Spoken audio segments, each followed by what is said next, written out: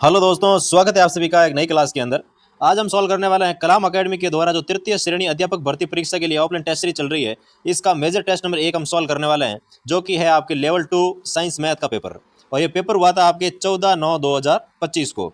और इससे पहले हमने minor test number 1, minor test number 2 और माइनर टेस्ट नंबर 3 और माइनर टेस्ट नंबर 4 सॉल्व करवा दिया है। तो वो अगर आपने नहीं देखा है तो आपको सबसे पहले जाना है चैनल पर, चैनल को करना है सब्सक्राइब, और इसके बाद आपको सामने दिखेगी प्लेलिस्ट, उस पर क्लिक करते ही आपको सारी की सारी क्लासेस शो हो जाएगी। तो एक बार जाकर जरूर देखिएगा और आपकी तैयारी बेहतर कीजिएगा। तो चलो शुरू करते हैं मेजर टेस्ट नंबर 1 का सोल्यूशन। क्वेश्चन नंबर 1 आपको दे रखा है, निम्नलिखित में से मेवाड़ पर्वतीय प्रदेश स्थित पहाड़ी नहीं है। यानी कि मेवाड़ के जो पर्वतीय प्रदेश है इसमें कौन सी पहाड़ी है जो कि स्थित नहीं है। तो इसमें आपको आ जाएगी जो सीरावास है, ये आपके मेवाड़ के पर्वतीय प्रदेश में स्थित पहाड़ी नहीं रहने वाली। नेक्स्ट क्वेश्चन देखो, राजस्थान के दक्षिण पूर्वी पठारी प्रदेश की सबसे छोटी भू आकृति है। तो सबसे छोटी जो भू आकृति है वो आ जाएगी आपके डग गंगधर उच्च क्षेत्र जो है, ये आपके दक्षिणी पूर्वी पठारी प्रदेश की सबसे छोटी भू आकृति रहने वाली है। नेक्स्ट क्वेश्चन देखो, 3 नंबर आपको दे रखा है, राजस्थान स्थित पूर्वी मैदान के संदर्भ में निम्न में से सत्य कथन नहीं है। कौन सा कथन है जो कि सत्य नहीं है, उसका आपको चयन करके लिखना है। तो सबसे पहले आपको दे रखा है, इसकी दक्षिण पूर्वी सीमा विंध्यन पठार द्वारा बनाई जाती है, बिल्कुल सही है। यह प्रदेश राज्य के 23.3% भाग पर विस्तृत है, बिल्कुल सही है। और यह मैदान पश्चिम से पूर्व की 50 सेंटीमीटर समवर्ष रेखा द्वारा विभाजित होता है, यह भी बिल्कुल आपके सही है। और मध्य गोंडवाना बेसिन इस प्रदेश का अभिन्न अंग है, तो ये इसमें आपको हो जाएगा सत्य है। तो ऑप्शन नंबर 4 इसका सत्य कथन रहने वाला है भाई।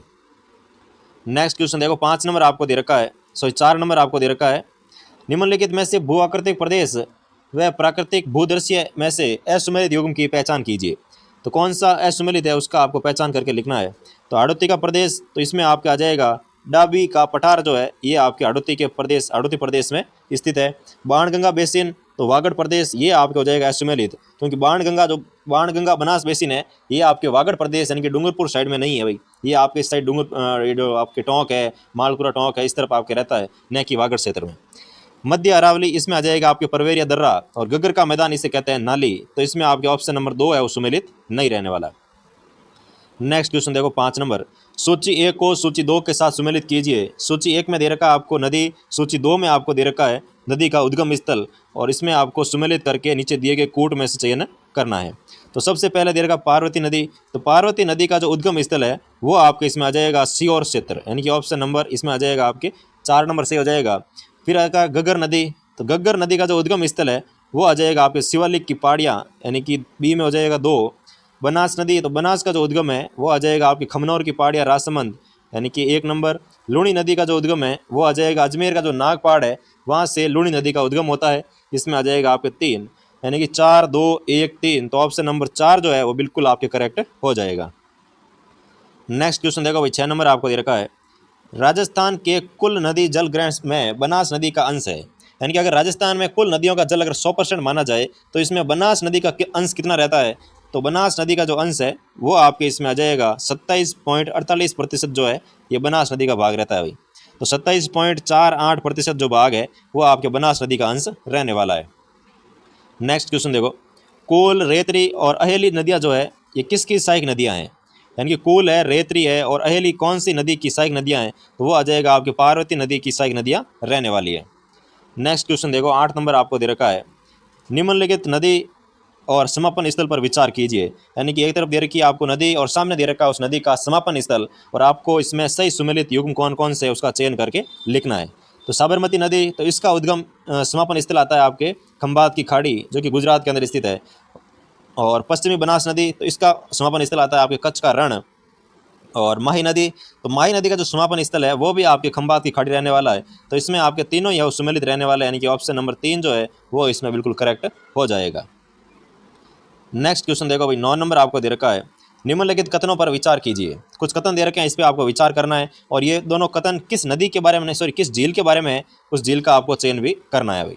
पहला कथन दे रखा है, ये झील पिछोला झील के उत्तर पश्चिम में स्थित है। और दूसरा दे रखा है, इस झील के मध्य नेहरू उद्यान भी स्थित है। तो ये झील कौन सी रहने वाली है, तो वो आ जाएगी आपके फतेह सागर झील इसमें हो जाएगी, क्योंकि ये झील फतेह सागर झील जो है ये पिछोला झील के उत्तर पश्चिम में स्थित है, और फतेह सागर झील के अंदर नेहरू उद्यान भी स्थित है, और फतेह सागर झील के अंदर एक कहते हैं दूरबीन भी लगी हुई है जो कि इसके अंदर स्थित रहती है भाई। तो ऑप्शन नंबर आ जाएगा आपके 3। नेक्स्ट क्वेश्चन देखो 10 नंबर आपको दे रखा है, किसी तालाब या नाडी के अतिरिक्त जल संचय हेतु निकटवर्ती छोटा गर्तनुमा भाग है।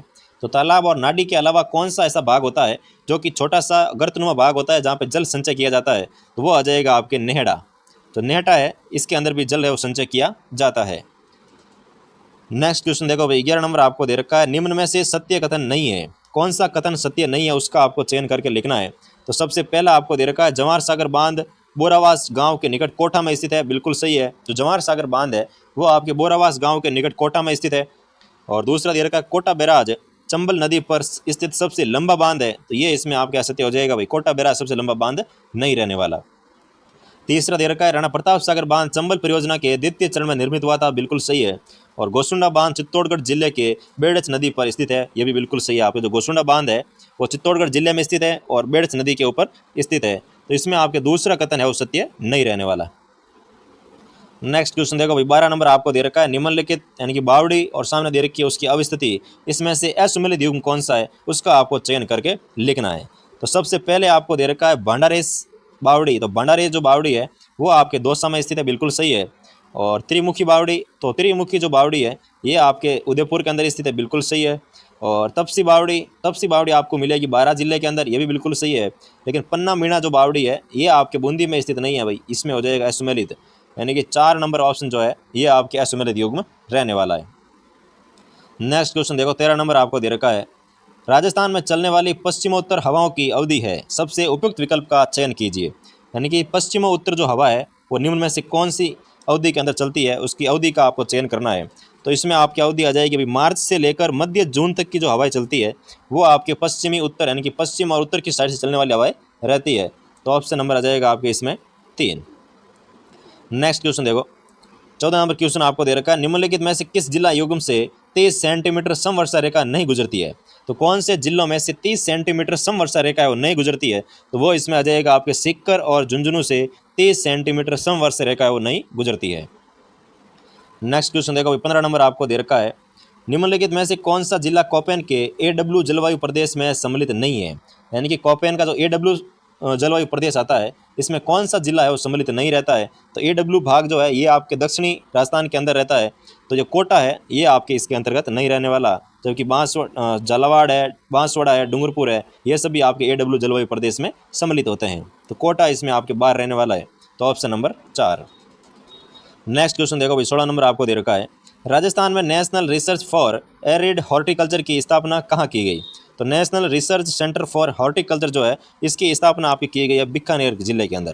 तो ऑप्शन नंबर 2। नेक्स्ट क्वेश्चन देखो 17 नंबर आपको दे रखा है, राजस्थान कृषि सांख्यिकी 2023-24 के आधार पर निम्न में से राज्य में अग्रणीय सरसों उत्पादक जिले कौन से हैं।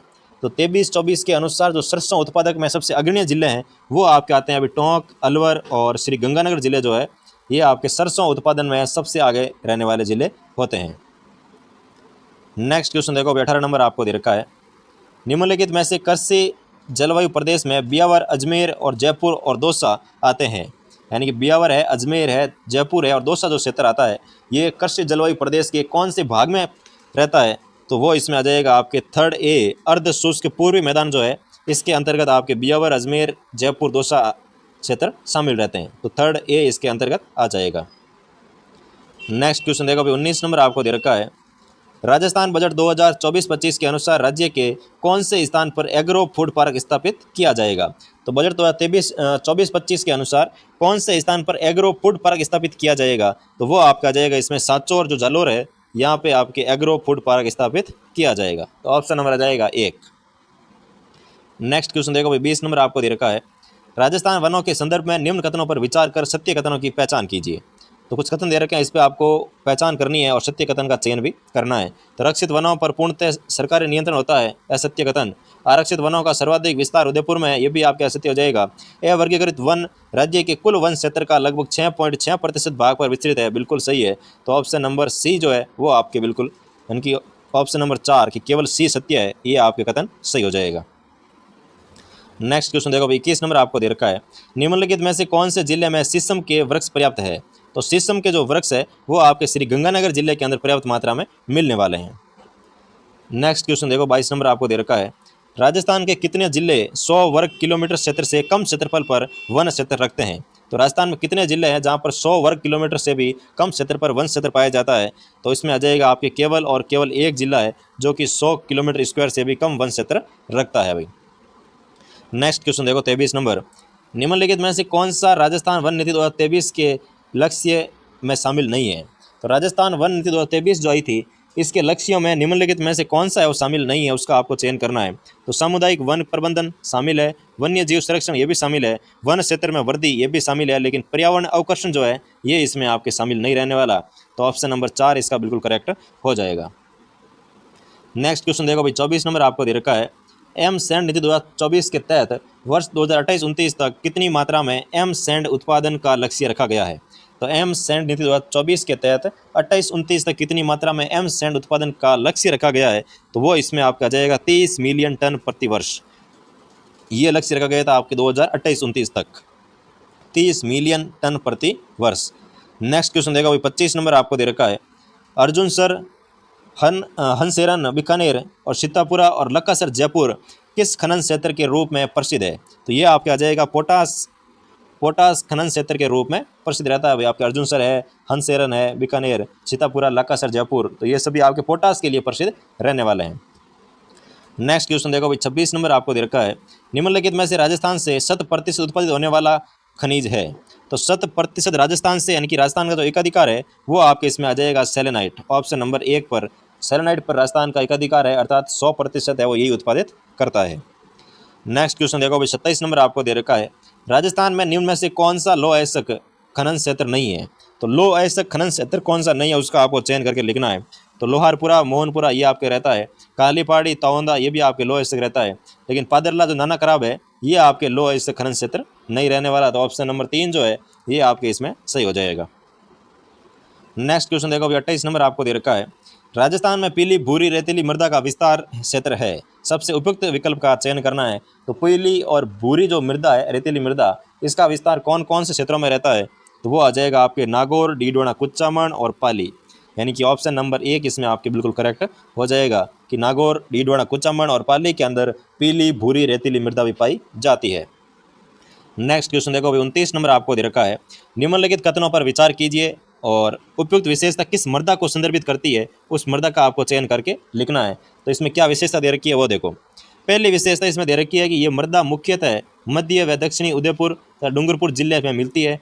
दूसरी दे रखी है इस मृदा में सामान्यतः मक्का, चावल व गन्ना आदि उत्पादित होते हैं। तो ये जो मृदा आपके रहने वाली है लाल लोम्बी मृदा इसमें आ जाएगी भाई, जो कि आपके मध्य एवं दक्षिणी उदयपुर और डूंगरपुर जिले में पाई जाती है। तो वहाँ पे तो लाल लोम्बी मृदा ही पाई जाती है, और लाल लोम्बी मृदा के अंदर मक्का, चावल और गन्ने की खेती है वो बहुत अच्छी होती है, इसलिए आपके इसमें आ जाएगा ऑप्शन नंबर 2। नेक्स्ट क्वेश्चन देखो भाई 30 नंबर आपको दे रखा है, निम्नलिखित में से कौन सा जिला युग्म नॉन कैल्सी ब्राउन मृदा के विस्तार क्षेत्र से संबंधित नहीं है? तो नॉन कैल्सी ब्राउन मृदा के विस्तार क्षेत्र से संबंधित नहीं है तो वो आ जाएगा आपके जैसलमेर और बीकानेर जो क्षेत्र है ये आपके नॉन कैल्सी ब्राउन मृदा के विस्तार क्षेत्र में शामिल नहीं रहने वाले। नेक्स्ट क्वेश्चन देखो भाई 31 नंबर आपको दे रखा है, राजस्थान मृदा संसाधन के संदर्भ में निम्न में से सत्य कथन है। तो सत्य कथन कौन सा है उसका आपको चयन करके लिखना है। पहला दे रखा है एरिडोसोल काली और चर्नोजन प्रकार की मृदा है, बिल्कुल गलत है। दूसरा दे रखा है एंटीसोल मृदा राज्य में सर्वाधिक क्षेत्र पर विस्तृत है, यह भी आपका सत्य हो जाएगा। राज्य में उप आर्द्र जलवायु क्षेत्र में अल्पीसोल मृदा का विस्तार है, बिल्कुल सही है। उप आर्द्र जो जलवायु क्षेत्र आता है उसमें आपके अल्पीसोल मृदा का विस्तार पाया जाता है, बिल्कुल सही है। 4 नंबर दे रखा है राज्य के हाड़ौती प्रदेश में इंसेप्टिसोल मृदा का विस्तार है। तो हाड़ौती प्रदेश के अंदर इंसेप्टिसोल मृदा नहीं है, यहाँ पे आपके पाई जाती है वर्टिसोल। तो वर्टिसोल मृदा का विस्तार कहाँ पे है? हाड़ौती के अंदर है। और इंसेप्टिसोल जो मृदा है ये आपके पाई जाती है अरावली पर्वतीय प्रदेश के अंदर रहती है। तो इसमें आपके ऑप्शन नंबर 3 है जो कि इसमें करेक्ट हो जाएगा। क्वेश्चन आपको 32 नंबर दे रखा है कि निम्नलिखित में से कौन सा स्थान कुर्जा पक्षियों के प्रवास के कारण पर्यटकों का आकर्षण का केंद्र बना हुआ है? तो वो आपके स्थल आ जाएगा खीचन गांव। खीचन गांव जो है ये फलोदी के अंदर स्थित है। अभी हाल ही में इसको रामसर साइट भी घोषित किया गया है, तो ये आपको ध्यान रखना है, खीचन गांव फलोदी के अंदर। नेक्स्ट क्वेश्चन देखो 33 नंबर आपको दे रखा है, निम्नलिखित कंजर्वेशन रिजर्व और अवस्थिति में से असुमेलित युग्म का चयन करके आपको लिखना था कि कौन सा युग्म है वो असुमेलित रहने वाला है। तो इसमें आपको सबसे पहले दे रखा है अशोक भीलवाड़ा जो कि आपके इसमें सुमेलित रहने वाला है। फिर दे रखा है अमरक महादेव मंदिर, तो ये आपके इसमें सुमेलित नहीं रहने वाला। और फिर दे रखा हमीरगढ़ बारा, ये भी आपके सुमेलित नहीं है। और रोटू गांव जो है ये आपके नागौर रहने वाला है। तो इसमें आपके 2 और 3 दोनों ही है वो सुमेलित नहीं होने वाला है, यानी कि 2,3। नेक्स्ट क्वेश्चन देखो भाई, 34 नंबर आपको दे रखा है, अरावली तथा विंध्याचल पर्वतमालाओं के संगम स्थल पर स्थित वन्य जीव संरक्षण स्थल है। तो इसमें दे रखा है कि अरावली पर्वतमाला और विंध्याचल जो पर्वतमाला है, इनके संगम स्थल पर स्थित कौन सा वन्य जीव स्थल है वो स्थित है, वन्य जीव संरक्षण स्थल जो है वो स्थित है। तो वो आ जाएगा आपके बस्सी अभ्यारण्य, जो कि चित्तौड़गढ़ के अंदर स्थित है। वो अरावली और विंध्याचल पर्वत श्रेणियों के संगम स्थल पर स्थित है। नेक्स्ट क्वेश्चन देखो 35 नंबर, वन्य जीव निम्नलिखित वन्य जीव संरक्षण स्थल और मुख्य जीव में से असुमेलित युग्म कौन सा है, उसका आपको चयन करके लिखना है भाई। तो सबसे पहले दे रखा है आपको रणथंभौर राष्ट्रीय उद्यान, इसका जो आपके मुख्य जीव रहता है वो आ जाएगा भारतीय बाघ यानी कि बंगाल टाइगर। फिर आता है केवलादेव राष्ट्रीय उद्यान, इसका आ जाएगा आपके सफेद सारस। फिर दे रखा है नाहरगढ़ अभ्यारण्य, इसका हो जाएगा आपके लंगूर व सेई। लेकिन बंद बारेटा जो है इसका आपके चौसिंगा नहीं रहने वाला, यानी कि ऑप्शन नंबर 4 इसमें आपके असुमेलित हो जाएगा। नेक्स्ट क्वेश्चन देखो 36 नंबर आपको दे रखा है, अवनी लेखरा के संबंध में असत्य कथन की पहचान करो। तो अवनी लेखरा के बारे में कुछ कथन दे रखे हैं, इसमें से असत्य कथन कौन सा है उसका आपको चयन करके लिखना है। तो सबसे पहले आपको दे रखा है कि इनका संबंध पैरा शूटिंग खेल से है। तो बिल्कुल सही है भाई, अवनी लेखरा का जो संबंध है वो आपके पैरा शूटिंग खेल से रहता है। इन्होंने पेरिस ओलंपिक 2024 में स्वर्ण पदक भी जीता है, बिल्कुल सही बात है, स्वर्ण पदक भी जीता है। वर्ष 2021 में अवनी लेखरा को अर्जुन अवार्ड से सम्मानित किया गया, ये आपके इसमें असत्य हो जाएगा। और इन्होंने पैरा ओलंपिक खेलों में 2 स्वर्ण जीते हैं और 1 कांस्य पदक भी जीता है, बिल्कुल सही है। लेकिन तीसरा जो ऑप्शन है ये इसमें आपके असत्य कथन हो जाएगा। नेक्स्ट क्वेश्चन देखो 37 नंबर आपको दे रखा है, कर्नाटका में आयोजित 77वीं राष्ट्रीय सीनियर राष्ट्रीय तैराकी प्रतियोगिता में 1 स्वर्ण तथा 1 कांस्य पदक जीतने वाले राजस्थान के एकमात्र खिलाड़ी कौन है। तो इसमें आपके राजस्थान के जो एकमात्र खिलाड़ी है वो इसमें आ जाएगा आपके योग चेलानी जो है। इन्होंने 77वीं जो सीनियर राष्ट्रीय तैराकी प्रतियोगिता हुई थी कर्नाटका के अंदर, इसमें 1 तो जीता है स्वर्ण पदक और 1 जीता है आपके कांस्य पदक। तो ऑप्शन नंबर 1 इसमें बिल्कुल आपके सही हो जाएगा। नेक्स्ट क्वेश्चन देखो 38 नंबर आपको दे रखा है, राजस्थान के निम्नलिखित मुख्य सचिवों को कालाक्रमानुसार कालाक्रमिक रूप से व्यवस्थित कीजिए, यानी कि पहले के बाद के क्रम में व्यवस्थित करना है आपको। तो इसमें सबसे पहले जो आएगा वो आपके इसमें रहने वाले हैं, सबसे पहले आएगा भगत सिंह मेहता, यानी कि भगत सिंह मेहता जो है ये सबसे पहले मुख्य सचिव बने थे। इसके बाद आ जाएगा आपके मोहन जो मुखर्जी है ये बने थे मुख्य सचिव। इसके बाद आएगा आपके देवेंद्र भूषण गुप्ता यानी कि ए नंबर। फिर आएगा आपके उषा शर्मा जी यानी कि डी नंबर। तो इसमें आपके BCAD रहने वाला इनके ऑप्शन नंबर 2। और उषा शर्मा जो है ये अभी पिछली सरकार जो गहलोत सरकार थी उसमें आपके मुख्य सचिव पद पर कार्यरत थे। नेक्स्ट क्वेश्चन देखो भाई 39 नंबर आपको दे रखा है, सुंदा माता मंदिर के संदर्भ में निम्नलिखित कथनों पर विचार कीजिए। सुंदा माता के मंदिर के बारे में कुछ कथन दे रखे हैं, आपको इस पर विचार करना है और सत्य कूट कौन सा है असत्य कूट कौन सा है उसका आपको चयन करना है। सबसे पहला आपको दे रखा है कि यह मंदिर बालोतरा जिले के सुंदा पर्वत पर स्थित है, जो कि गलत है। यह मंदिर आपके जालोर जिले के सुंदा पर्वत पर स्थित है। दूसरा दे रखा है कि यहाँ राजस्थान का पहला रोपवे स्थापित है, बिल्कुल सही बात है भाई, राजस्थान का पहला रोपवे सुंदा माता मंदिर जालोर के अंदर स्थित है। और रोपवे स्थापित हुआ था आपके 20 दिसंबर 2006 को ये रोपवे स्थापित किया गया था, जो कि राजस्थान का पहला रोपवे था। यानी कि ए कथन है वो गलत है, बी कथन है वो सही है। तो ऑप्शन नंबर आ जाएगा आपके 2। नेक्स्ट क्वेश्चन देखो भाई 40 नंबर आपको दे रखा है, असुमेलित युग्म की पहचान कीजिए। कौन सा युग्म असुमेलित है उसकी आपको पहचान करके लिखना है। सबसे पहले दे रखा है ऋषभ देव मंदिर। तो ऋषभ देव मंदिर आपके धुलेल गांव बिल्कुल सही है। सांवलिया जी मंदिर मंडपिया के अंदर बिल्कुल सही है। द्वारिकाधीश मंदिर कांकरोली के अंदर बिल्कुल सही है। लेकिन गौतमेश्वर महादेव मंदिर गलियाकोट डूंगरपुर ये आपके इसमें हो जाएगा असुमेलित रहने वाला, यानी कि ऑप्शन नंबर 4 इसमें असुमेलित हो जाएगा भाई।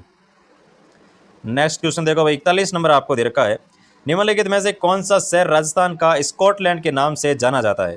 तो राजस्थान का जो स्कॉटलैंड है वो आपके अलवर जिले को कहा जाता है कि ये राजस्थान का स्कॉटलैंड रहता है। नेक्स्ट क्वेश्चन देखो 42 नंबर आपको दे रखा है, तिजारा जैन मंदिर निम्नलिखित में से किस तीर्थंकर को समर्पित है। तो तिजारा के जो जैन मंदिर है वो आपके जैन मुनि चंद्र प्रभु जी को समर्पित रहते हैं भाई। तो ऑप्शन नंबर 4 इसका बिल्कुल सही हो जाएगा। नेक्स्ट क्वेश्चन देखो 43 नंबर आपको दे रखा है, गलता जी के संदर्भ में असत्य कथन की पहचान कीजिए। तो गलता जी के बारे में कुछ कथन दे रखा है, इसमें से असत्य कथन कौन सा है आपको पहचान करके लिखना है। सबसे पहला दे रखा है, धार्मिक स्थल अलवर के अंदर स्थित है, यानी कि इसका पहला ही कथन है वो गलत हो गया भाई, क्योंकि गलता जी जो स्थल है ये आपके जयपुर के अंदर स्थित है भाई। तो इसमें हो गया आपके अलवर है वो असत्य, यानी कि पहला ही कथन असत्य हो जाएगा। यहाँ पर दीवान कृपाराम जी द्वारा निर्मित सूर्य मंदिर है, बिल्कुल सही है। संत कृष्णदास प्यारी ने यहाँ पर रामानुज संप्रदाय की पीठ स्थापित की थी, बिल्कुल सही है। इसे उत्तरी तोतादरी के नाम से भी जाना जाता है, बिल्कुल सही है। तो इसमें तीनों कथन सत्य है और पहला कथन इसमें आपकी हो जाएगा असत्य कथन। नेक्स्ट क्वेश्चन देखो भाई, 44 नंबर आपको दे रखा है, निम्नलिखित में से किस स्थान पर कृषि अनुसंधान सब स्टेशन स्थित नहीं है? तो कौन से स्थान पर कृषि अनुसंधान सब स्टेशन स्थित नहीं है वो आपको चयन करना है।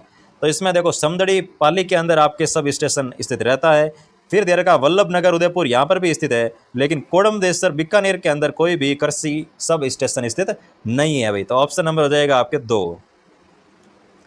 नेक्स्ट क्वेश्चन देखो भाई, 45 नंबर आपको दे रखा है, निम्नलिखित में से किसकी सलाह पर 1 अक्टूबर 1959 को मरुस्थलीय वनारोपण एवं मृदा संरक्षण केंद्र का नाम बदलकर केंद्रीय शुष्क क्षेत्र अनुसंधान संस्थान कर दिया गया? तो ये किसकी सलाह पर किया गया था? तो वो आपके इसमें आ जाएगा डॉक्टर CS क्रिश्चियन जो है, इनकी सलाह पर इसका नाम है वो चेंज कर दिया गया था। नेक्स्ट क्वेश्चन देखो भाई, 46 नंबर आपको दे रखा है, निम्न में से कौन सा अनुसंधान केंद्र बीकानेर में स्थित नहीं है?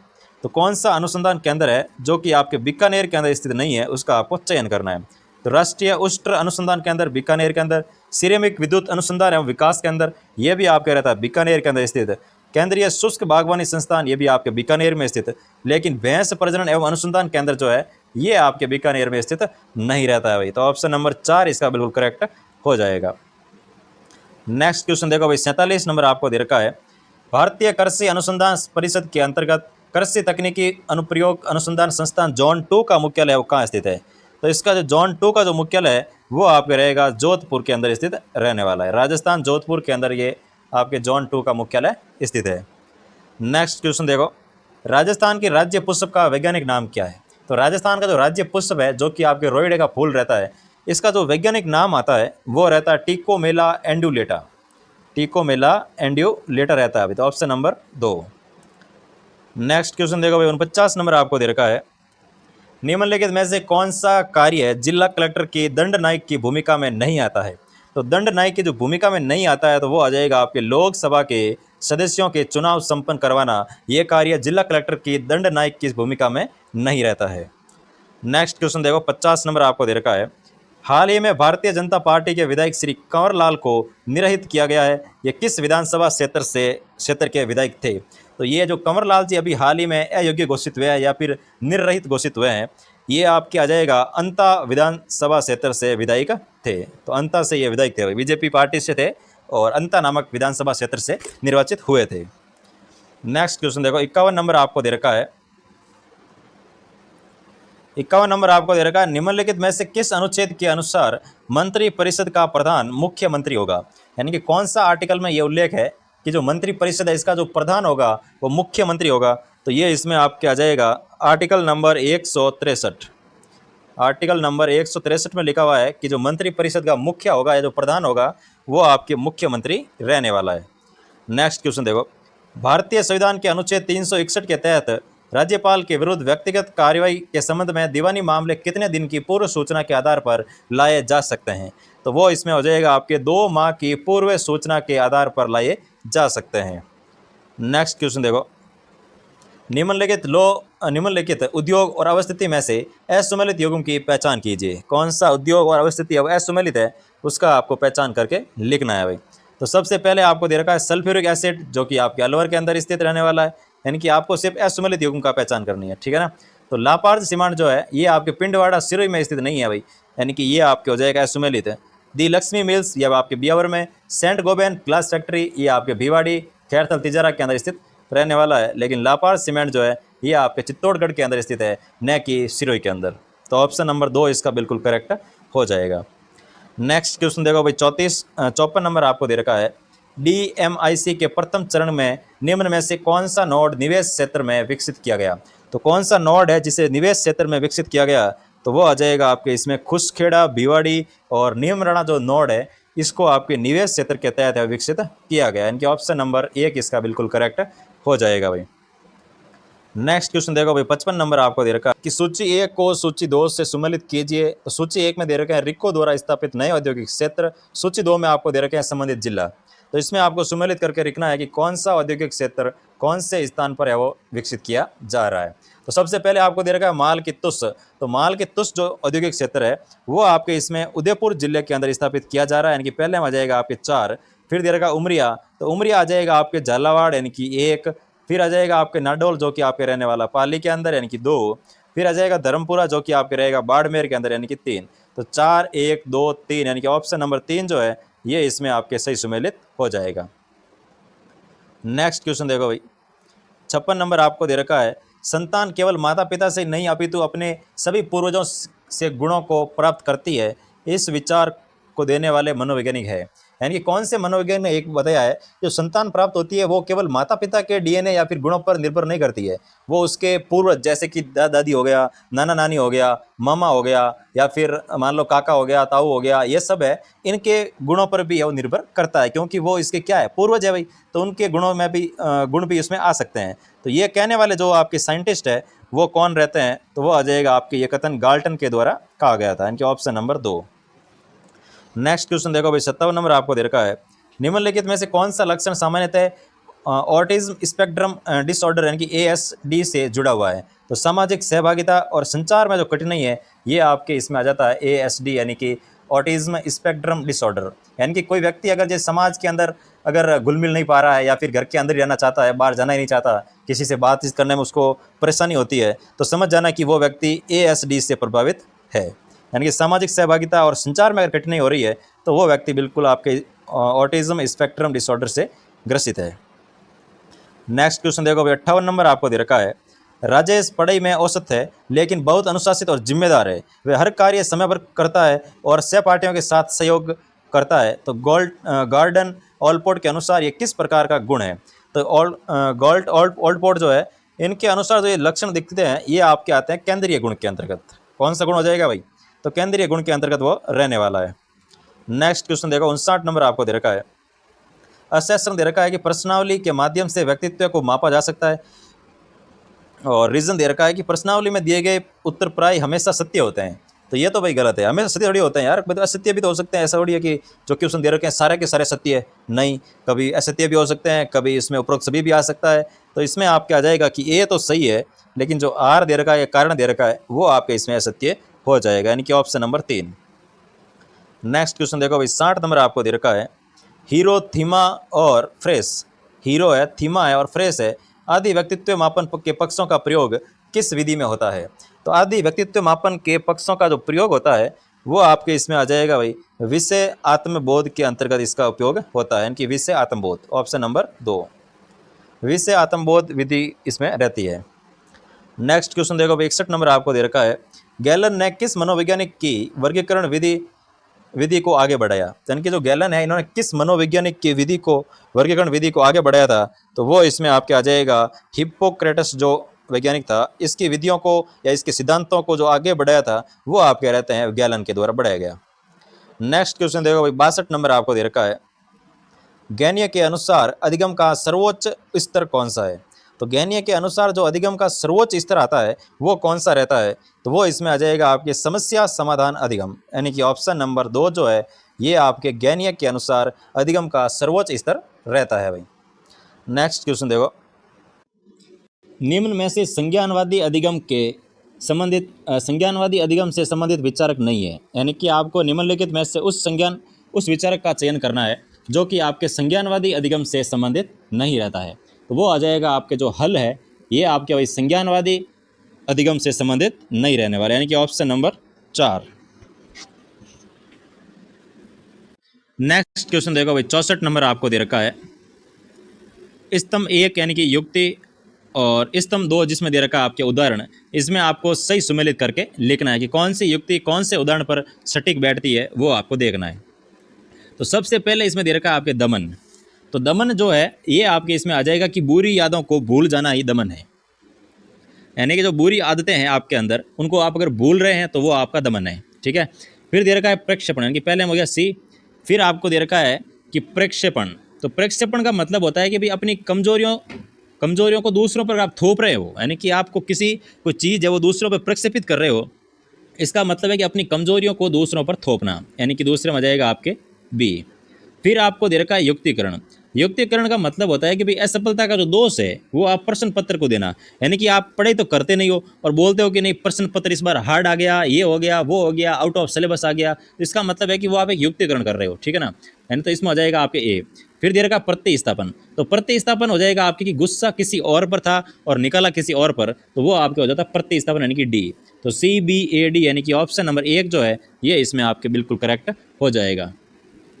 नेक्स्ट क्वेश्चन देखो भाई, 65 नंबर आपको दे रखा है।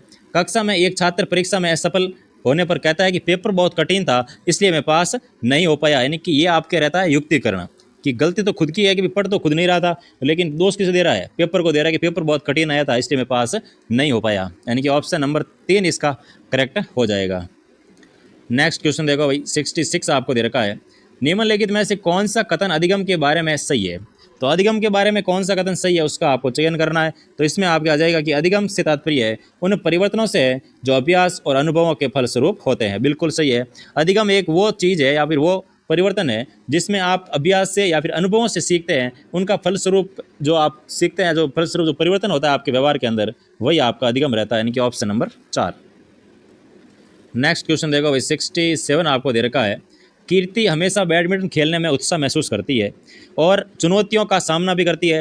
वह एक टूर्नामेंट में भाग ले रही थी किंतु जैसे ही उसने खेलना शुरू किया उसके बाएं पैर में ऐंठन होने लगी, और लेकिन दर्द और परेशानी के बावजूद भी वह खेल खत्म करने में कामयाब रही और जीत भी गई, यानी कि कितनी भी कठिनाई आई लेकिन उसने हार नहीं मानी है। तो इसका मतलब है उस किस प्रकार की अभिप्रेरणा रहती है, तो वो आपके इसमें आ जाएगा भाई आंतरिक अभिप्रेरणा, यानी कि जो उसका इंटरनल जो मोटिवेशन था उसी के सहयोग से, उसी से वो मोटिवेट होकर के कितनी भी दर्द था, कितना भी जो भी था, लेकिन वो अपने खेल में अच्छा प्रदर्शन किया और आखिरकार जीत हासिल की है, तो वो आ जाएगा इसमें आपके आंतरिक अभिप्रेरणा, यानी कि ऑप्शन नंबर 2।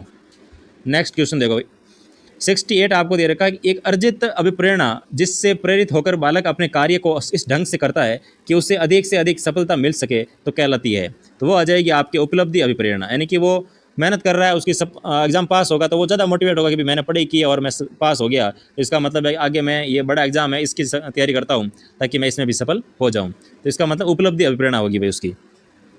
नेक्स्ट क्वेश्चन देखो भाई, 69 आपको दे रखा है।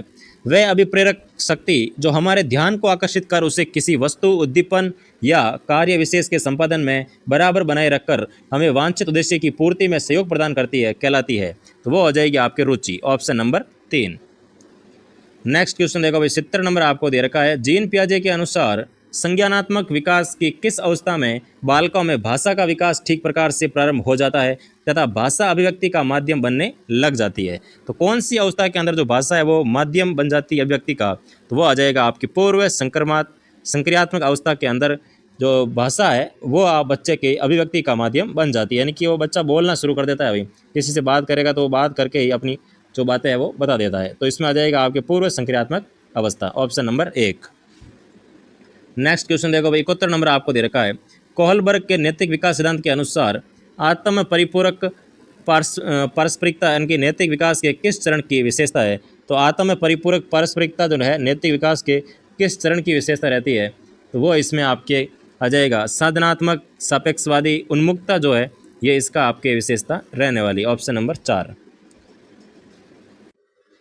नेक्स्ट क्वेश्चन देखो भाई, आपको दे रखा है 72 नंबर कि निम्नलिखित में से किस क्षेत्र में शिक्षा मनोविज्ञान का महत्व स्पष्ट रूप से दिखाई देता है, कौन सा क्षेत्र है जिसके अंदर शिक्षा मनोविज्ञान का जो महत्व है वो स्पष्ट रूप से दिखाई देता है, तो वो आपके इसमें आ जाएगा कि विद्यार्थियों को विकासात्मक विशेषताओं को समझने के लिए, बिल्कुल विकासात्मक विशेषताएं जो होती है उनको समझने के लिए इसका उपयोग होता है, बिल्कुल सही बात है भाई।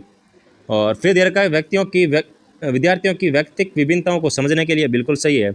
और प्रभाव शिक्षण विधियों को पहचानने के लिए, बिल्कुल सही है।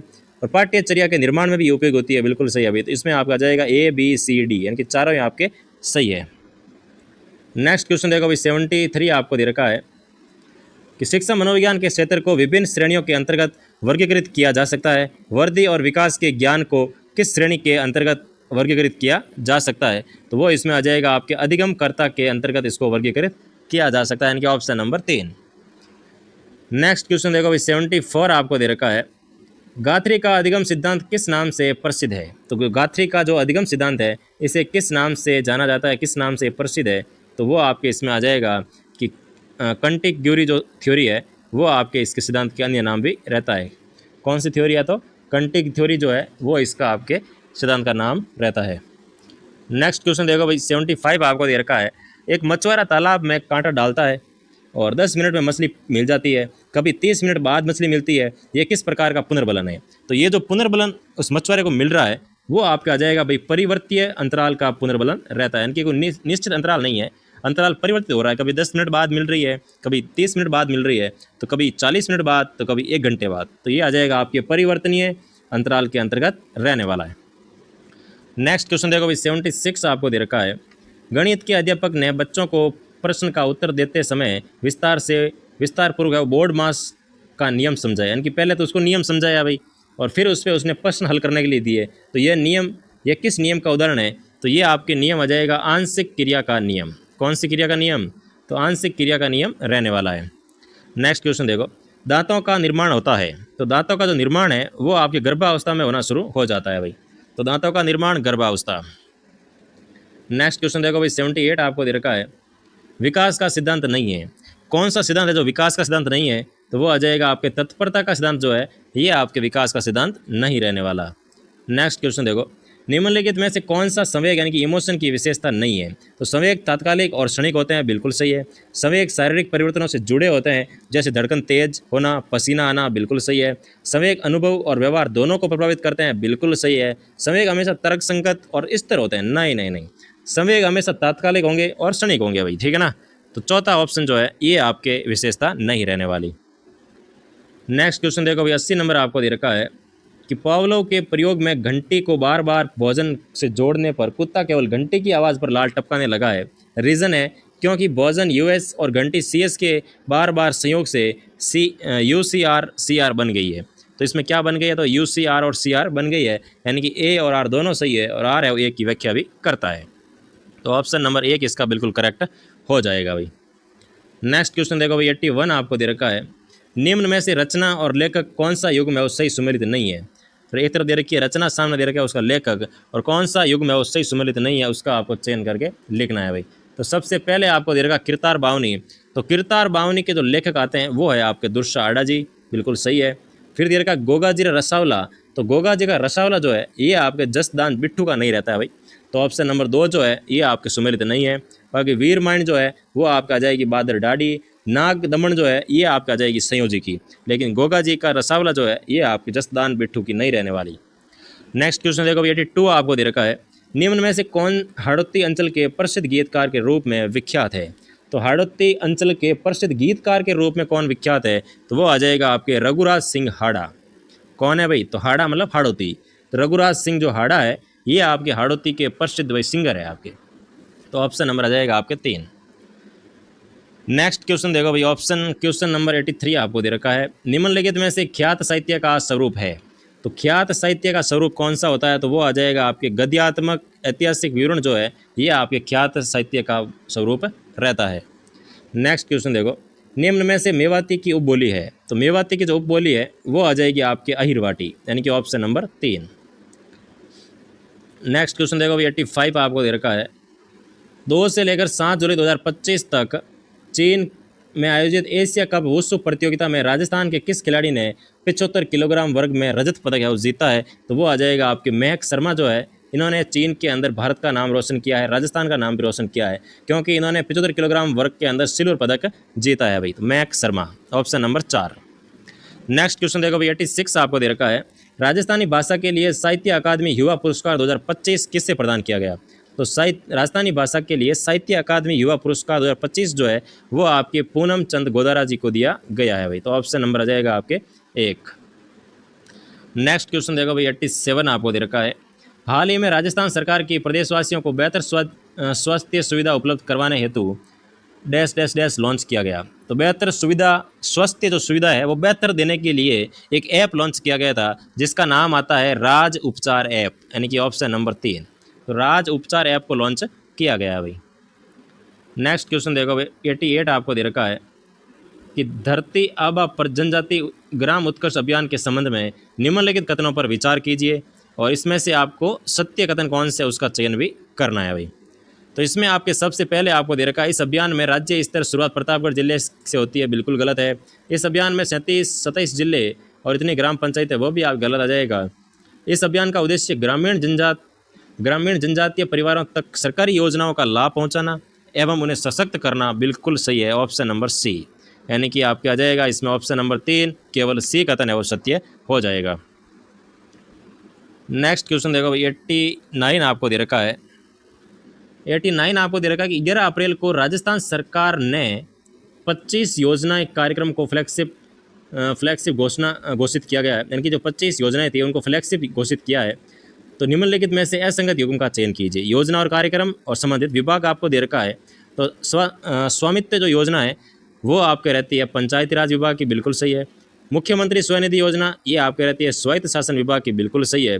अमृत योजना तो ये आपके ग्रामीण विकास विभाग की योजना नहीं रहने वाली, यानी कि ऑप्शन नंबर 3 जो है ये इसमें आपके असुमेलित या फिर असंगत युग्म हो जाएगा। और अटल ज्ञान केंद्र ये आपका आ जाएगी पंचायती राज विभाग, तो इसमें आपके ऑप्शन नंबर 3 आ जाएगा भाई। नेक्स्ट क्वेश्चन देखो भाई 90 नंबर आपको दे रखा है। राजस्थान राज्य सहकारी क्रय विक्रय संघ लिमिटेड ने जुलाई 2025 में राज्य की सहकारी समितियों के उत्पादों को अंतर्राष्ट्रीय बाजार तक पहुंचाने के लिए MOU हस्ताक्षर किया गया।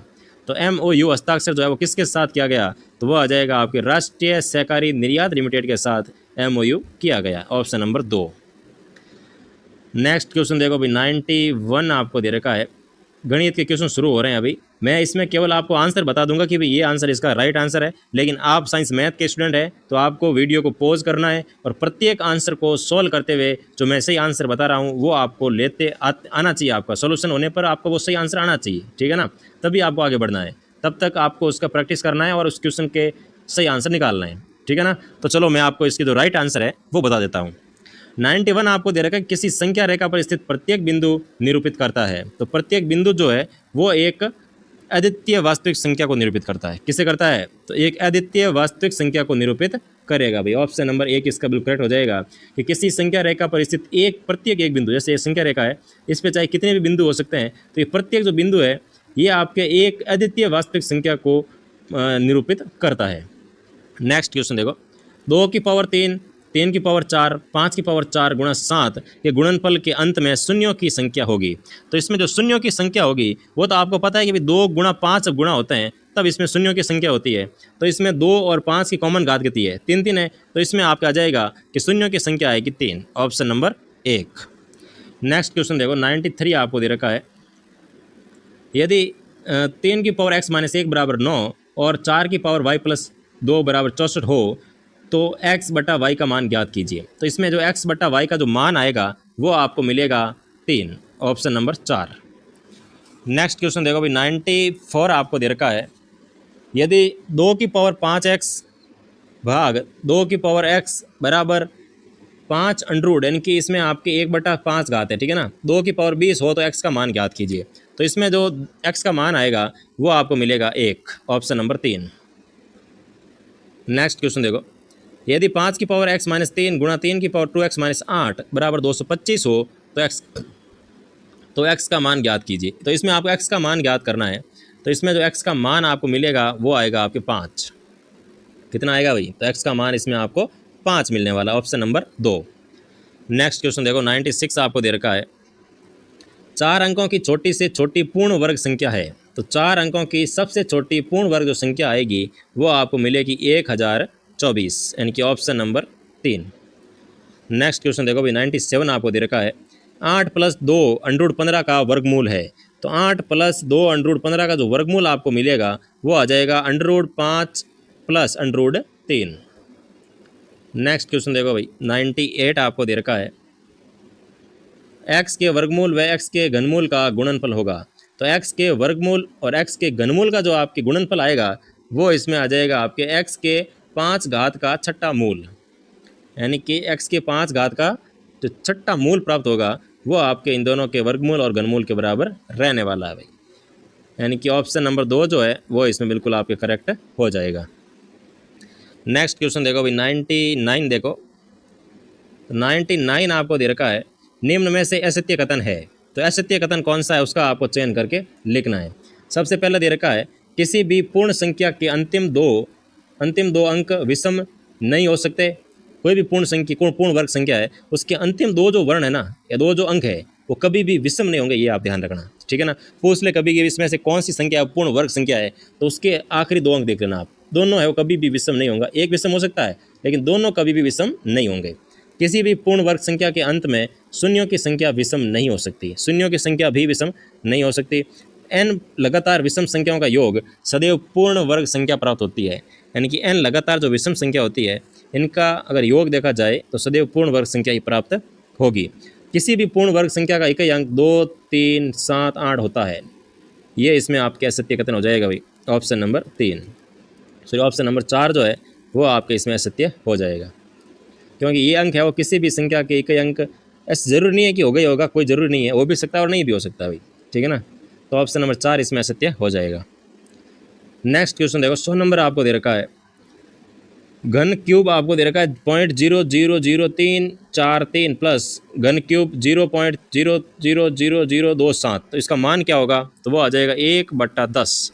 कितना आ जाएगा भाई, 1/10 रहने वाला है। ये क्वेश्चन आपको दिखने में कठिन दिख रहे होंगे, लेकिन जब आप इनको सॉल्व करने की कोशिश करोगे ना तो आपके 2 सेकंड में ये सॉल्व हो जाएंगे भाई, ठीक है ना। सही तरीके से सॉल्व करना है और सही जो मेथड है उसके थ्रू सॉल्व करना है, ठीक है ना, हो जाएगा आराम से, कोई दिक्कत नहीं है। नेक्स्ट क्वेश्चन देखो, 101 आपको दे रखा है कि √3 गुणा घन क्यूब √729 गुणा 27 बराबर होगा, तो इसमें आपके आ जाएगा 9, ऑप्शन नंबर 1। नेक्स्ट क्वेश्चन देखो, 102 आपको दे रखा है, यदि अल्फा तथा बीटा x² + 4x + 4 के शून्यक है तो अल्फा प्लस बीटा व अल्फा बीटा क्रम से होंगे, यानी कि शून्यकों का योग और शून्यकों का गुणा है वो क्या होगा, वो आपको पूछा है। इसमें आ जाएगा -4,4, ऑप्शन नंबर 1। नेक्स्ट क्वेश्चन देखो, 103 आपको दे रखा है, a के किस मान के लिए बहुपद x³ - 3x² प्लस ax - 10 का x - 5 एक गुणनखंड होगा, तो इसमें a का जो मान आपको मिलेगा वो आ जाएगा आपके -8, ऑप्शन नंबर 4। नेक्स्ट क्वेश्चन देखो भाई, 104 आपको दे रखा है, a² - b² - a - b का गुणनखंड है, तो इसका जो गुणनखंड आएगा वो आपके इसमें आ जाएगा a + b और a - b -1, a - b -1, यानी कि ऑप्शन नंबर 2 जो है वो इसमें आपके बिल्कुल करेक्ट हो जाएगा। नेक्स्ट क्वेश्चन देखो भाई, 105 आपको दे रखा है, व्यंजक p³ + 27 के गुणनखंड है, तो p³ + 27 जो है तो इसके गुणनखंड आपको पूछा है, तो वो आपको इसमें मिलेगा p + 3 और कोष्टक में आ जाएगा p² - 3p + 9, यानी कि ऑप्शन नंबर 1 जो है वो इसमें आपके बिल्कुल सही हो जाएगा, ऑप्शन नंबर 1। नेक्स्ट क्वेश्चन देखो भाई, 106 आपको दे रखा है, यदि बहुपद py बराबर y³ + y² + 2y + 3 को y + 2 से विभाजित किया जाता है तो शेषफल ज्ञात कीजिए, तो इसमें जो शेषफल आएगा वो आपको मिलेगा -5, ऑप्शन नंबर 2। नेक्स्ट क्वेश्चन देखो, 107 आपको दे रखा है, यदि x बराबर 1/2 बहुपद fx बराबर 8x³ + ax² - 4x + 2 का शून्य हो तो a का मान ज्ञात कीजिए। तो x का मान ये दे रखा है, तो इसमें आपको a का मान पूछा है, तो इसमें कुछ नहीं, x का मान रखो और आपको a का मान मिल जाएगा, जो कि a का मान क्या मिलेगा, -4, यानी कि ऑप्शन नंबर 2। नेक्स्ट क्वेश्चन देखो, 108 आपको दे रखा है, यदि x + y बराबर 5 तथा 2x - y बराबर 7 हो तो 1/x - 1/y का मान होगा, तो इसमें 1/x - 1/y का जो मान है वो आपको मिलेगा -3/4, ऑप्शन नंबर 3।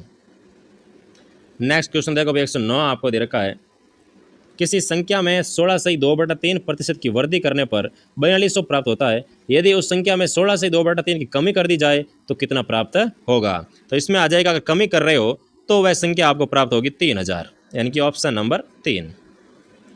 नेक्स्ट क्वेश्चन देखो भाई, 110 आपको दे रखा है कि किसी परीक्षा में 1100 लड़के हैं और 900 लड़कियां बैठी हुई है, ठीक है ना। यदि उसमें से 60% लड़कियां और 50% लड़के उस परीक्षा में उत्तीर्ण हुए हो तो बताइए कि उस परीक्षा में कुल कितने प्रतिशत विद्यार्थी है वो अनुत्तीर्ण हुए। यानी कि अभी लड़कियां तो हो गई आपके अनुत्तीर्ण कितने %, तो 40% हो गई, और लड़के हो गए आपके 50%, तो इन दोनों का आपको निकाल लेना है और काउंट कर लेना है, तो कितना आ जाएगा, तो वो आपको मिलेगा 54.5% है, इतने विद्यार्थी है वो अनुत्तीर्ण हुए हैं।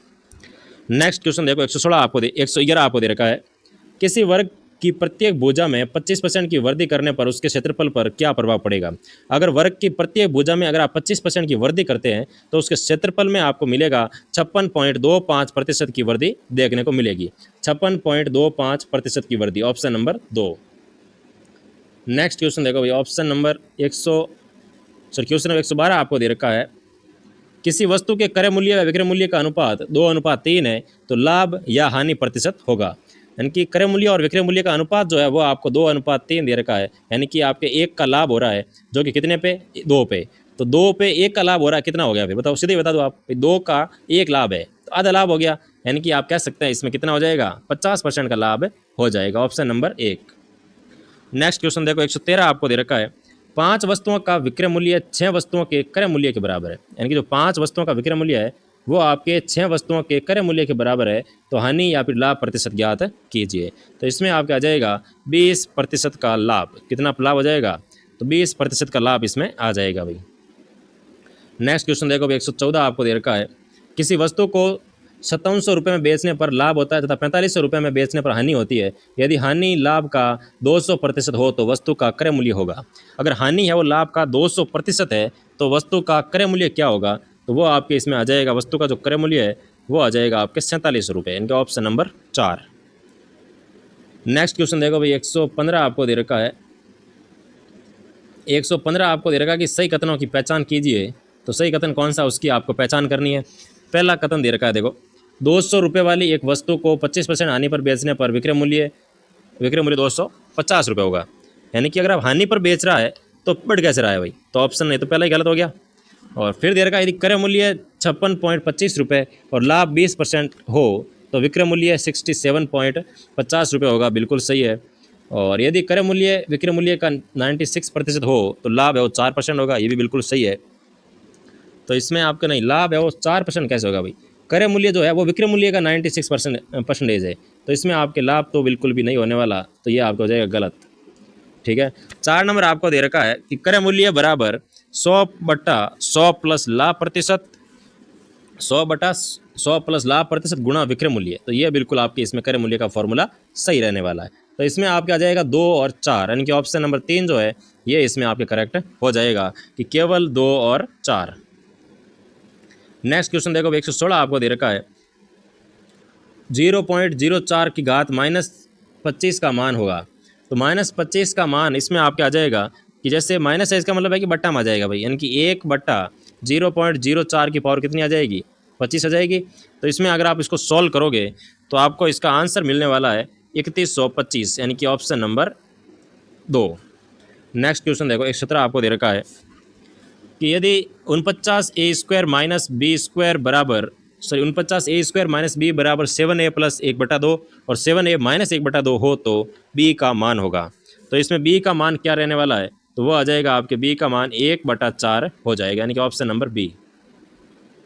नेक्स्ट क्वेश्चन देखो 118 आपको दे रखा है, यदि दो बिंदुओं के भुज समान हो तथा कोटि भिन्न हो तो दोनों बिंदु निम्न में से किस पर स्थित है।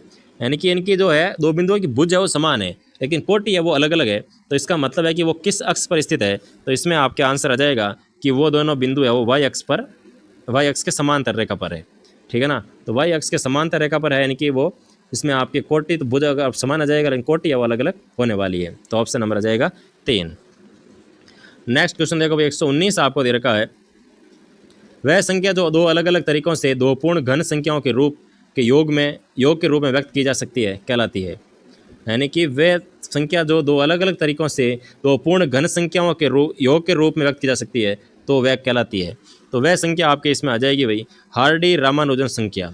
ठीक है ना, तो हार्डी रामानुजन संख्या जो है वो अभी वर्तमान में 2 संख्या ऐसी है जो कि आपके हार्डी रामानुजन संख्या कहलाती है, वो आपको कमेंट करके बताना है भाई। जिसमें क्या होता है कि वह संख्या होती है जो अलग अलग तरीकों से दो पूर्ण घन संख्याओं के योग के रूप में व्यक्त की जा सकती है। यानी कि वो खुद संख्या दो पूर्ण घन संख्या खुद है, लेकिन उसको अगर आप दो अलग अलग टुकड़ों में करोगे ना तो वो टुकड़े भी दो घन संख्या होगी। ठीक है ना, पूर्ण घन संख्या रहने वाली है, तो उनको कहते हैं अभी हार्डी रामानुजन संख्या। Option number 4। नेक्स्ट क्वेश्चन देखो 120 आपको दे रखा है, द्विघात समीकरण 5x² plus 13x plus k बराबर 0 के मूल एक दूसरे के व्युत्क्रम है तो k का मान ज्ञात कीजिए। तो इसमें k का जो मान आएगा वो आ जाएगा आपके 5। नेक्स्ट क्वेश्चन देखो 121 आपको दे रखा है, 121 से लेकर 150 तक यानी कि 30 क्वेश्चन आपके साइंस के शुरू हो रहे हैं, तो इसमें आपको साइंस देखनी है। ठीक है ना, तो साइंस का पहला क्वेश्चन है कि 121 आपको दे रखा है कि निम्नलिखित में से असत्य कथन है, तो कौन सा कथन असत्य है उसकी आपको पहचान करनी है। माचिस में SbS3 तथा KClO3 का उपयोग किया जाता है, बिल्कुल सही है। माचिस की तिल्ली घर्षण के कारण सवेत घर्षण के कारण है वो सवेत लाल फास्फोरस में बदल जाती है, ये इसमें आप गलत हो जाएगी। पोटेशियम क्लोरेट ऊष्मा उत्पन्न करता है, बिल्कुल सही है। एंटीमनी ट्राइसल्फाइड का दहन होता है, बिल्कुल सही है। तो इसमें दूसरा जो ऑप्शन है ये आपके असत्य कथन हो जाएगा। नेक्स्ट क्वेश्चन देखो भाई, 122 आपको दे रखा है। निम्न में से या निम्न ईंधनों को उनके ऊष्मीय मान यानी कि किलो जूल प्रति केजी के आरोही क्रम में व्यवस्थित कीजिए। कुछ आपको ईंधन दे रखा है नीचे, जैसे ये दे रखा है, LPG दे रखा है, केरोसिन दे रखा है, कोयला दे रखा है।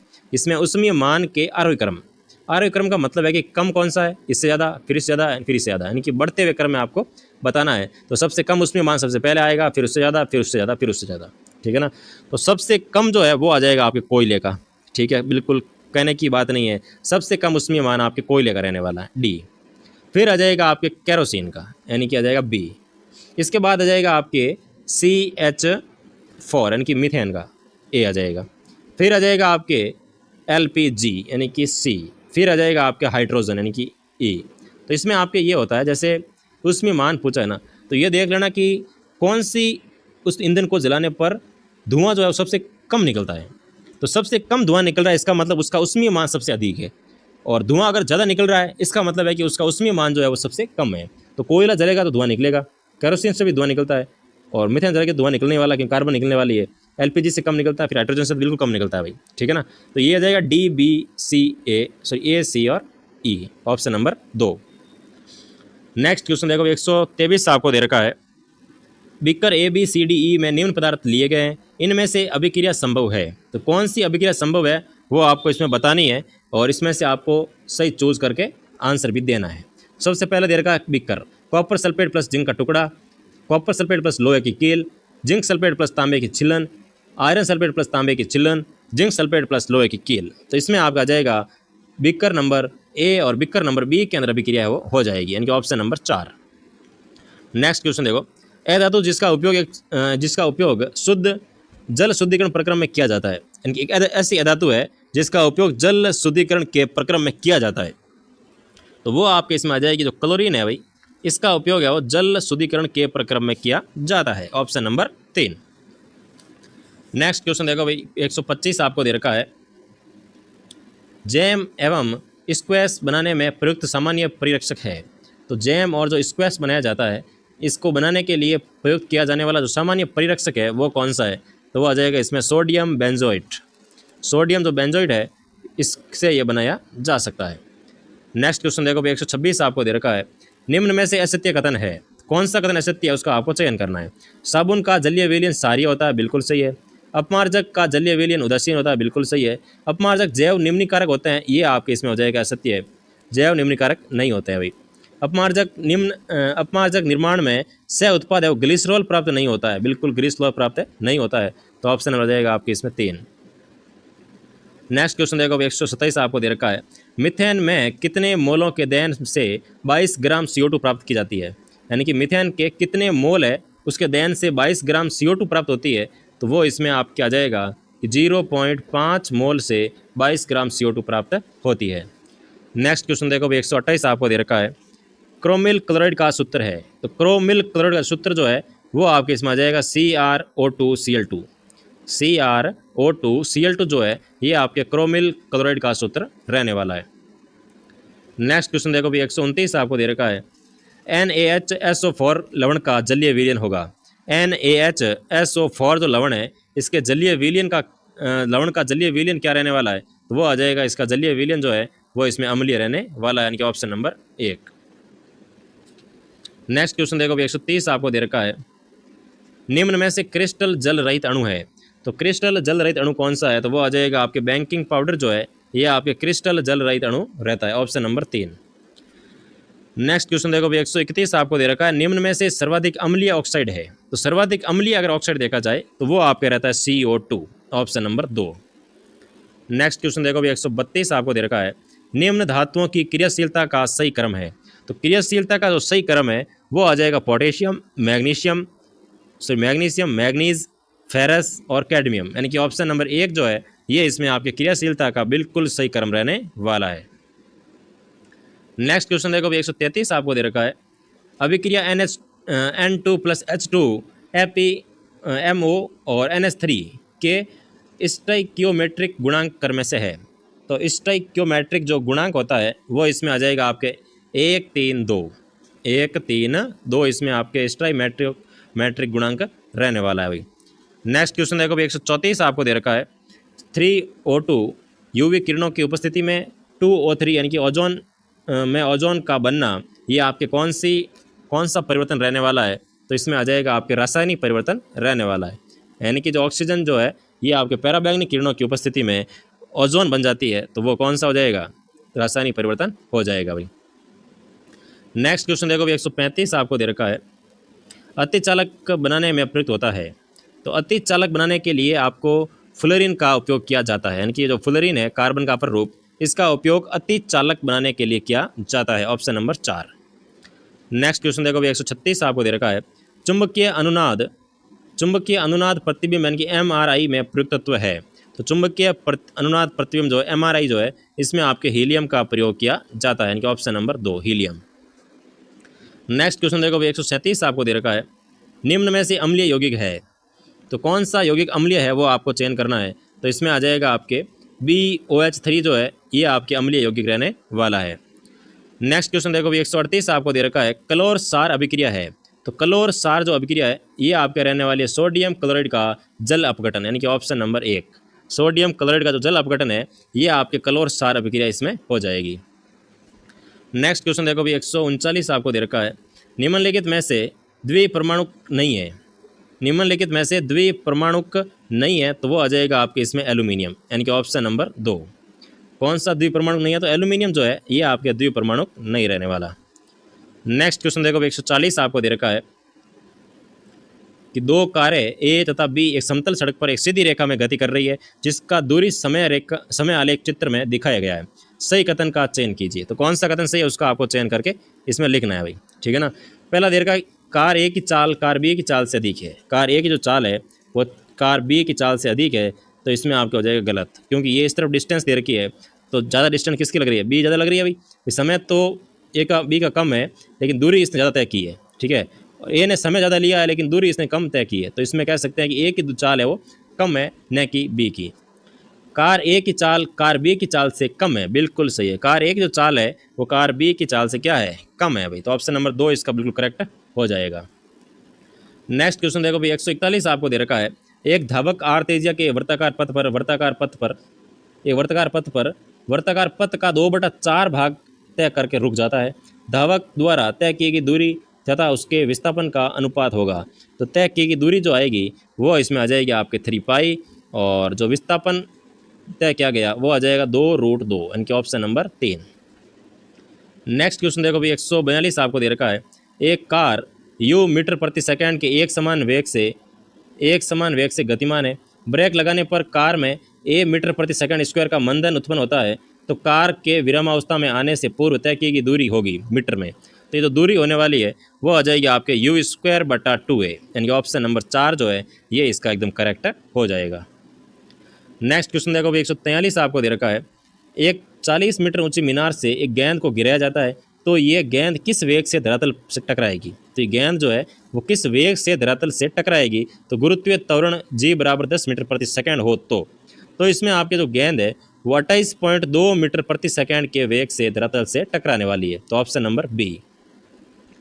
नेक्स्ट क्वेश्चन देखो भाई 144 आपको दे रखा है एक गन से गोली दागने पर गन पीछे की ओर गति करती है क्योंकि इसमें निकाय का संवेग है वो सुरक्षित रहता है।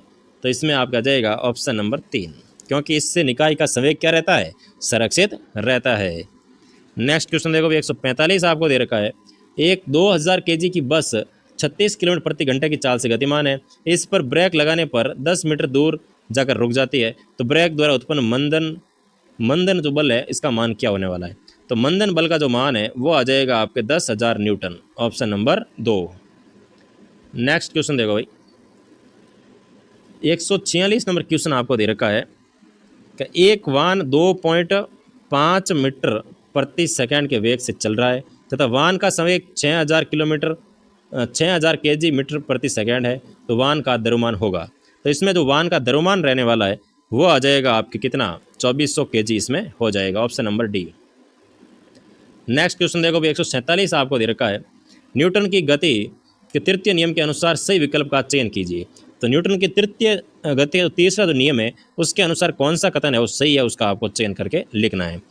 पहला कथन दे रखा है, क्रिया एवं प्रतिक्रिया बल समान परंतु विपरीत दिशा में कार्य करते हैं। बिल्कुल इसके अंदर आपके सही होने वाला है कि जो क्रिया प्रतिक्रिया जो नियम है इसमें बल तो समान होता है लेकिन दिशा क्या होती है, विपरीत होती है भाई, ठीक है ना। क्रिया एवं प्रतिक्रिया बल सदैव दो अलग अलग वस्तुओं पर एक साथ कार्य करते हैं, बिल्कुल सही है।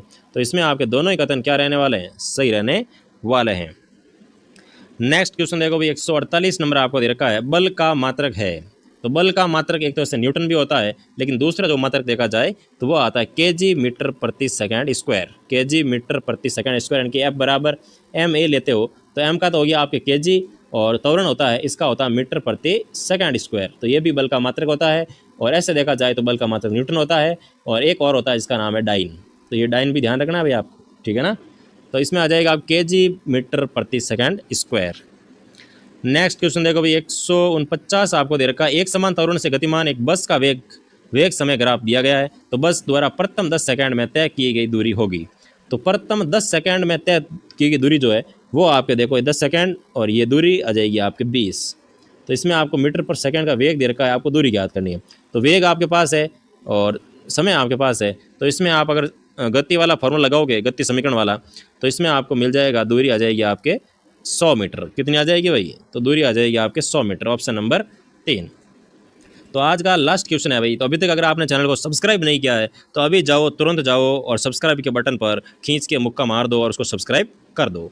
आज का लास्ट क्वेश्चन देखते हैं 150 नंबर कि धातु ऑक्साइड यानी कि धातु ऑक्साइड की प्रकृति सामान्यतः होती है। कोई भी धातु ऑक्साइड होगा ना तो उसकी प्रकृति हमेशा ध्यान रखना कैसी होगी, सारी प्रकृति होने वाली है भाई। तो ऑप्शन नंबर 2 इसका बिल्कुल करेक्ट हो जाएगा। तो ये था भाई आपके साइंस मैथ का मेजर टेस्ट नंबर 1 का पेपर सॉल्यूशन, जो कि आपके कलाम एकेडमी के द्वारा टेस्ट सीरीज आयोजित करवाई जा रही है। बहुत ही अच्छी टेस्ट सीरीज है और आप सभी के लिए बहुत ज़्यादा इफेक्टिव रहने वाली है। तो ये क्लास आपने पूरी देखी है तो श्योर है कि आपकी तैयारी बहुत ज़्यादा अच्छी होने वाली है और बहुत ज़्यादा अच्छी चल रही होगी, तभी आप पूरी क्लास देख पाए हैं। वरना पढ़े की क्लास पूरी देखना भाई हर किसी के बस की बात नहीं होती है।